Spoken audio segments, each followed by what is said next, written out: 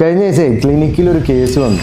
ആ പേഷ്യൻറ്റിൻ്റെ മെയിൻ പ്രശ്നം അവരെ ഒരു പല്ല് നല്ല പെയിനും ഉണ്ട്, നന്നായിട്ട് ഇളകുന്നുമുണ്ട്. അപ്പോൾ നമ്മൾ അവരെ ഒരു ഡീറ്റെയിൽഡ് എക്സാമിനേഷനൊക്കെ നോക്കി. അപ്പോൾ നമുക്ക് അതിൽ മനസ്സിലായ ഒരു കാര്യം, അവരൊരു ഓൺലൈൻ അലൈനർ മുന്നേ യൂസ് ചെയ്തിട്ടുണ്ട് എന്നുള്ളതാണ്. ഈ ഓൺലൈൻ അലൈനർ യൂസ് ചെയ്യുമ്പോൾ കുറച്ച് പ്രശ്നങ്ങളുണ്ട്, അത് കിട്ടുന്ന പണികളുമുണ്ട്. അതെന്തൊക്കെയാണെന്ന് നോക്കിയാലോ. Hi, I am doctor Naufal, നിങ്ങളുടെ ഓർത്തോഡോണ്ടിസ്റ്റാണ്. ഈ അലൈനർ ട്രീറ്റ്മെൻറ്റ് എടുക്കുമ്പോൾ നമ്മളൊരു എക്സ്റേ വെച്ച് ഫസ്റ്റ് ഇവാലുവേറ്റ് ചെയ്യണം. പേഷ്യൻറ്റിൻ്റെ ബോൺ ഹെൽത്ത്, ഗം ഹെൽത്ത് എല്ലാം ഇവാലുവേറ്റ് ചെയ്യണം.